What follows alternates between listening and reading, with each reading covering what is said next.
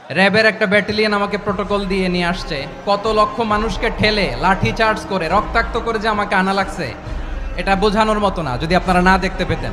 পেকুয়ার ভাইয়েরা, তোমরা আজকে ইতিহাস গড়েছো।